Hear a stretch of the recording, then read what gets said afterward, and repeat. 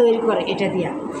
আর এটা আগার এটাকে জমাট বাঁধায় সাইট্রিক অ্যাসিড, এটাকে দীর্ঘদিন সংগ্রহ আমাদের থেকে যেগুলো আছে। হ্যাঁ, প্রিজারভেটিভ, এটা দীর্ঘদিন সংগ্রহ করার জন্য।